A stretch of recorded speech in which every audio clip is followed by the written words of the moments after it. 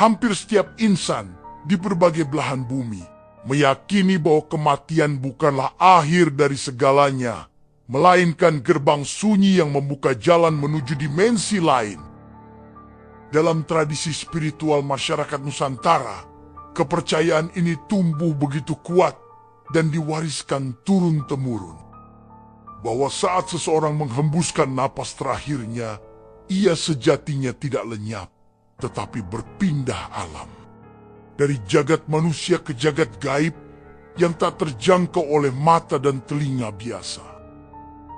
Keyakinan akan keberadaan roh leluhur yang senantiasa menjaga keselamatan dan kemakmuran keturunannya telah mengakar kuat dalam sanubari masyarakat Nusantara.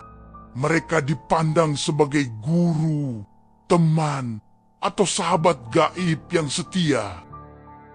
Mereka dipercaya memiliki kekuatan mendatangkan panen berlimpah, menjaga kesejahteraan, bahkan memberikan perlindungan dari mara bahaya. Dalam kitab Primbon Jawa kuno sendiri disebutkan bahwa roh leluhur mengunjungi rumah setiap malam Jumat untuk meminta doa. Namun, mari kita luruskan sedikit pemahaman ini. Sejatinya, roh leluhur yang telah meninggal tak dapat lagi kembali ke dunia ini. Mereka telah berada di alam barzah, menanti proses selanjutnya. Namun sebenarnya yang bisa hadir di dekat kita atau keluarga yang masih hidup adalah korin dari leluhur yang telah tiada atau yang sering kita sebut sebagai sedulur papat. Korin dari seseorang yang telah meninggal pada dasarnya akan lahir kembali untuk mendampingi manusia lain. Namun, tidak semua korin bersedia menjalani kelahiran baru. Beberapa di antaranya masih memiliki keterikatan atau tugas batin yang belum usai. Korin inilah yang dalam tradisi kejawen dikenal sebagai sedulur papat, seringkali dianggap sebagai roh leluhur. Mereka masih bisa kembali mengunjungi tempat-tempat yang pernah mereka tinggali semasa hidup sebagai bagian dari keterikatan batin yang belum terputus. Lalu, bagaimana kita bisa mengetahui jika korin leluhur telah hadir di dekat kita? Dan bagaimana pula caranya agar mereka senantiasa mendampingi kita dalam kebaikan? Mari kita telusuri tanda-tanda gaib ini. Tanda pertama roh leluhur telah hadir di dekat kita adalah datang melalui mimpi yang jelas. Mimpi adalah gerbang gaib yang mengantar kita masuk ke dalam lorong alam bawah sadar. Sebuah wilayah sunyi yang tak tersentuh logika, namun menyimpan banyak pesan gaib dari semesta. Saat raga terlelap dan kesadaran ragawi mulai melemah, roh kita perlahan keluar dari penjara jasmani. Ia mulai mengembara melintasi dimensi yang tak kasat mata, menjelajahi ruang tanpa batas, menembus batas waktu dan jarak.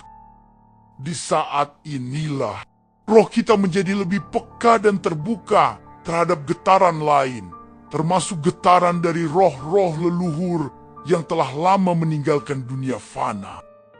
Pertemuan pun bisa terjadi, diam-diam, tanpa suara, namun terasa begitu nyata dan menyentuh rasa.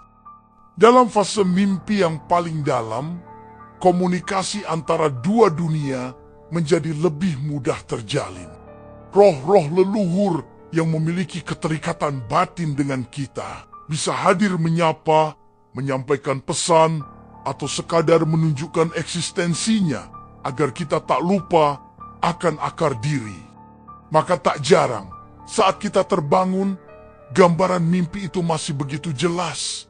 Wajah, suara, bahkan aroma keberadaannya terasa nyata. Bagi yang tajam mata batinnya, ini bukan sekadar mimpi, melainkan pengalaman spiritual. Seolah kita menyaksikan adegan dalam film gaib. Arwah berdiri di tepi ranjang, memandang kita dengan tatapan yang dalam, berinteraksi dalam keheningan malam. Saat dunia tidur, namun jiwa justru terbangun. Tanda kedua, firasat yang tiba-tiba menjadi kuat. Jangan pernah abaikan insting dan firasat yang tiba-tiba muncul dalam diri Anda. Itu bukan sekadar perasaan tanpa alasan, melainkan bentuk komunikasi dari alam semesta yang seringkali luput kita pahami. Alam semesta memiliki caranya sendiri dalam menyampaikan pesan, bukan lewat kata-kata, tapi melalui getaran rasa, bisikan batin, dan intuisi yang muncul begitu saja. Saat Anda merasa ada sesuatu yang tak beres, atau hati terasa gelisah tanpa sebab, sebenarnya itulah panggilan gaib dari semesta yang tengah mencoba menjangkau kesadaran Anda. Sayangnya, banyak dari kita terlalu sibuk dengan dunia lahiriah, hingga lupa mendengar suara batin yang sejatinya merupakan petunjuk paling jujur. Dalam keheningan batin itulah kadang pesan dari Qorin atau pendamping gaib, khususnya yang berasal dari garis keturunan leluhur, mulai bekerja menyampaikan peringatan. Ia mengetuk alam bawah sadar Anda, membisikkan sinyal agar Anda menjauh dari bahaya atau menghindari jalan yang keliru. Rasa tak nyaman, mimpi aneh, atau firasat kuat yang datang tiba-tiba bisa jadi bukan sekadar kebetulan, melainkan pertanda yang wajib direnungi. Karena Qorin yang terhubung dengan darah dan ruh keturunan kita kerap menjaga kita tanpa kita sadari. Maka, peka terhadap insting adalah bentuk penghormatan terhadap pesan-pesan halus yang dikirim dari dimensi lain, yang tak kasat mata, namun sangat nyata bagi jiwa yang mau mendengarkan. Tanda ketiga adalah munculnya aroma wewangian yang khas.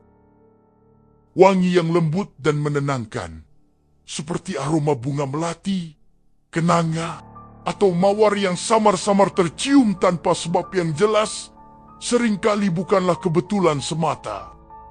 Dalam dunia spiritual, aroma-aroma seperti ini dipercaya sebagai tanda kehadiran energi halus yang positif, terutama dari roh leluhur atau makhluk gaib yang tidak bermaksud mengganggu. Keharumannya membawa rasa damai, membuat suasana sekitar tiba-tiba terasa lebih hening dan hikmat. Ini sangat berbeda dengan kehadiran makhluk halus negatif yang justru memunculkan aroma tak sedap seperti bau amis darah, anyir, busuk menyengat, bahkan kadang tercium bau benda terbakar. Perbedaan ini penting untuk dipahami karena tubuh dan jiwa kita sebenarnya memiliki kepekaan alami untuk membedakan getaran energi dari setiap aroma yang datang tanpa wujud. Tak jarang, wangi yang tercium itu adalah aroma khas yang sangat identik dengan seseorang dari masa lalu. Seperti wangi minyak rambut yang dulu sering dipakai kakek, bau rokok linting yang menjadi ciri khas seorang paman, atau parfum lembut yang mengingatkan pada nenek semasa hidupnya. Ketika aroma-aroma tersebut datang tiba-tiba, tanpa ada sumber yang jelas, seringkali itu adalah isyarat halus bahwa leluhur sedang hadir di sekitar kita.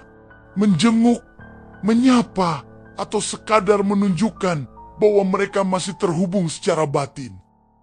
Kehadiran mereka bukan untuk menakut-nakuti, melainkan untuk menguatkan ikatan spiritual antar dimensi, sebuah bentuk cinta yang tetap hidup meski jasad telah lama tiada.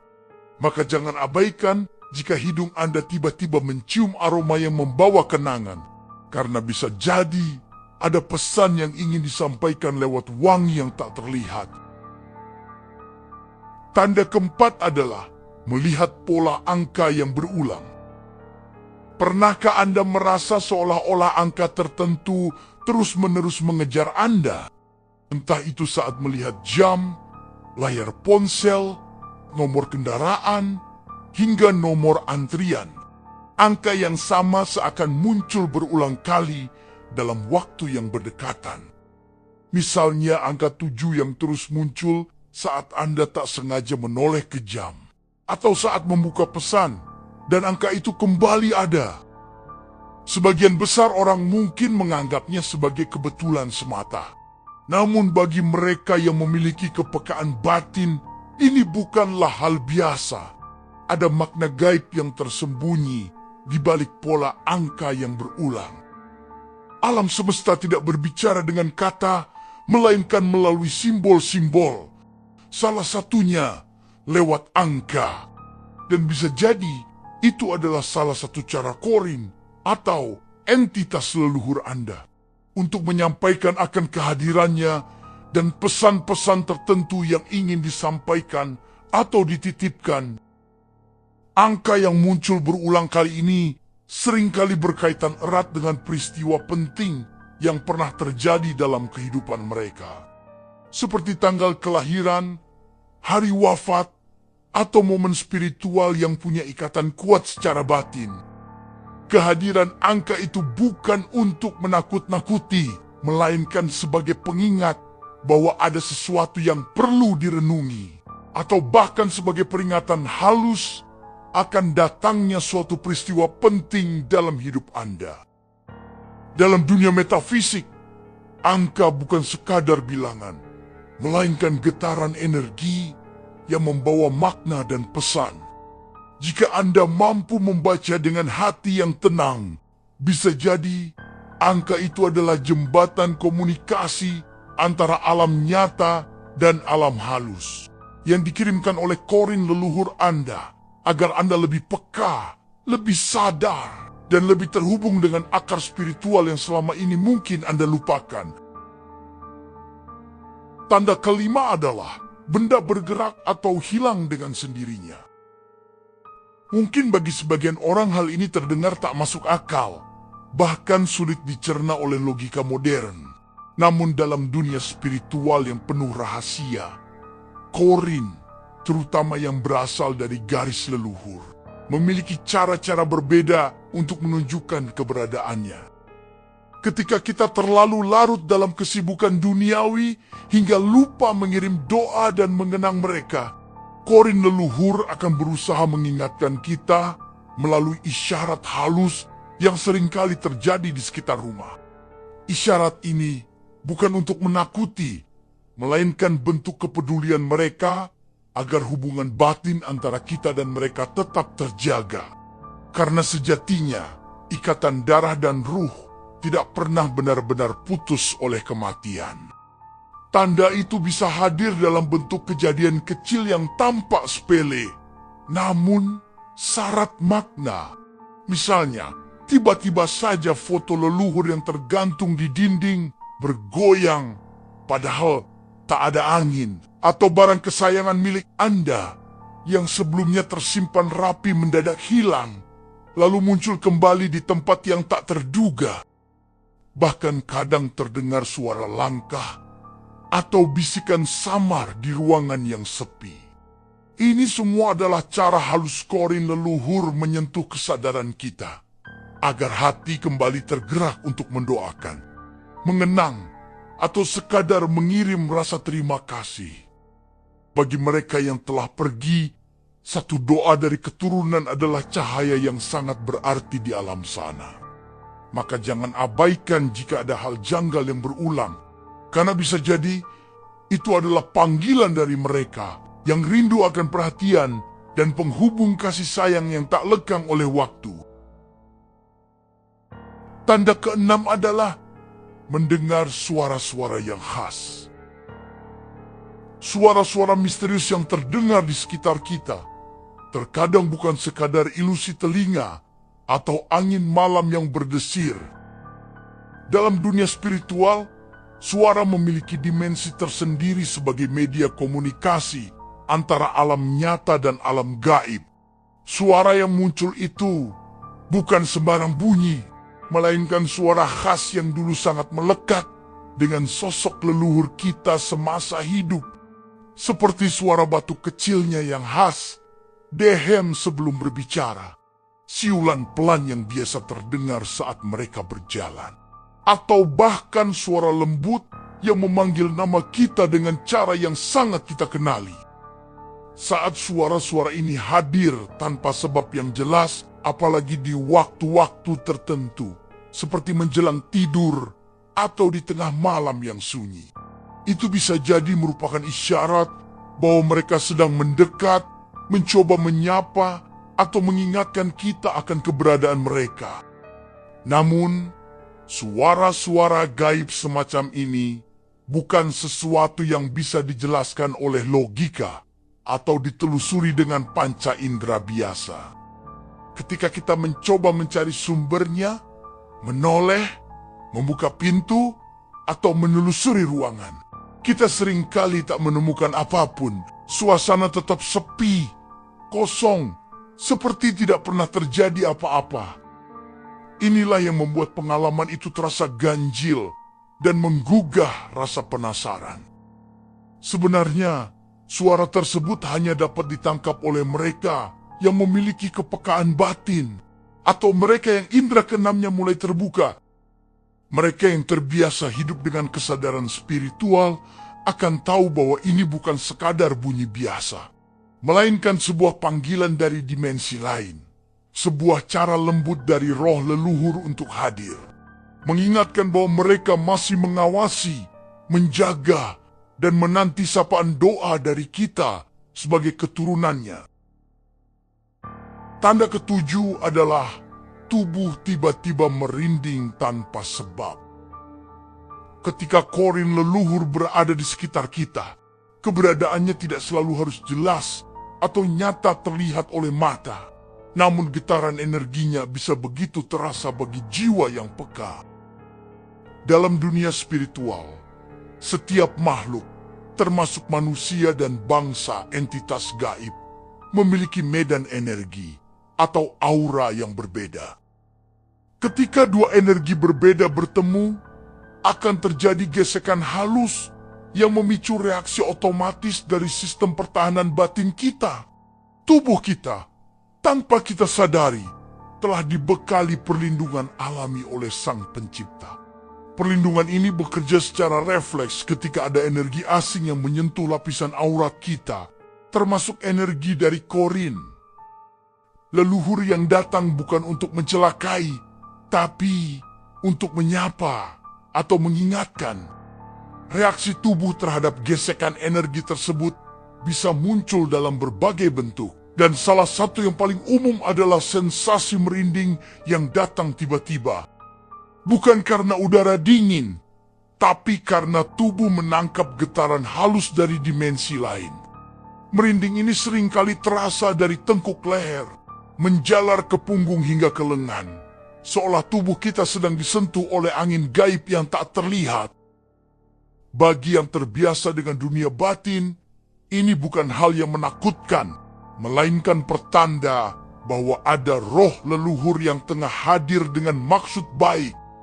Maka ketika tubuh Anda merinding tanpa sebab yang jelas, berhentilah sejenak, tenangkan hati, dan bukalah ruang kesadaran. Karena bisa jadi, itu adalah cara halus leluhur Anda mengirim salam rindu dari alam yang berbeda. Tanda ke-8 adalah hadirnya hewan-hewan tertentu. Hewan-hewan tertentu dalam tradisi spiritual Jawa dan berbagai kepercayaan leluhur kerap diakini sebagai media halus yang digunakan oleh roh atau korin untuk menampakkan kehadirannya di alam nyata. Salah satu yang paling sering muncul adalah kupu-kupu dan burung liar. Kedua makhluk ini dipercaya memiliki sensitivitas tinggi terhadap frekuensi energi dari dimensi lain, sehingga roh leluhur kerap menumpang pada mereka untuk memasuki ruang-ruang dunia kita. Ketika seekor kupu-kupu bersayap lebar, berwarna coklat atau hitam keabu-abuan, tiba-tiba masuk ke dalam rumah, terutama saat sore menjelang malam. Hal itu bukanlah kejadian biasa. Banyak orang tua zaman dahulu sering berkata, itu leluhur datang menengok. Karena lewat sayap kecil yang mengepak pelan itu, bisa jadi korin leluhur Anda sedang ingin menyampaikan pesan atau menunjukkan kehadirannya. Demikian pula dengan burung liar yang tiba-tiba hinggap di jendela, berkicau tak biasa, atau bahkan masuk ke dalam rumah. Dalam dunia fisik, ia hanya terlihat sebagai burung biasa. Namun, dalam pandangan batin, ada kemungkinan bahwa makhluk itu sedang membawa energi atau pesan dari leluhur yang ingin memberi pertanda. Mereka datang bukan untuk menakuti, tetapi untuk menyapa dalam bentuk yang tidak mengganggu. Ini adalah bentuk kasih sayang dari dunia lain, sebuah kunjungan halus yang hanya bisa dimengerti oleh hati yang peka. Maka, bila hari ini Anda menjumpai kupu-kupu yang bertingkah tak biasa di dalam rumah, jangan langsung diusir.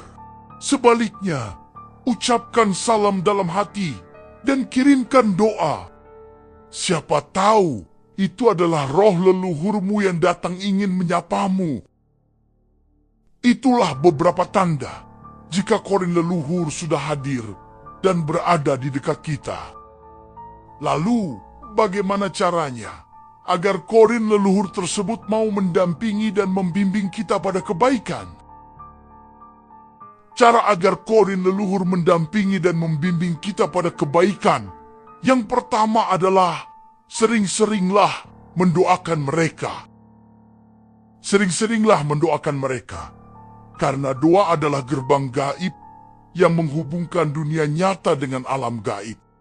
Dalam setiap lantunan doa yang disertai ketulusan, ada getaran energi halus yang menembus dimensi dan sampai kepada mereka yang telah mendahului kita.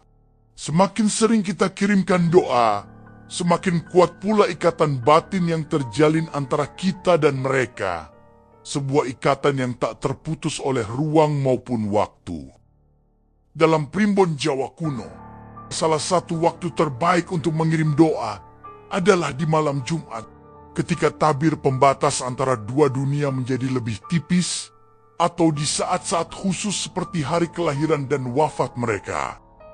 Pada momen-momen itulah, doa yang terucap dipercaya lebih kuat getarannya, dan ruh mereka pun akan lebih mudah merasakan kehadiran cinta serta ingatan kita.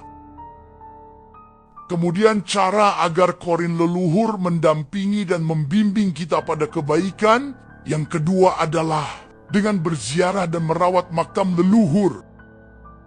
Kunjungan ke makam bukan sekadar bentuk bakti atau penghormatan, tetapi juga merupakan cara untuk menjaga kesinambungan energi antara mereka yang masih hidup dan para leluhur yang telah kembali ke pangkuan bumi.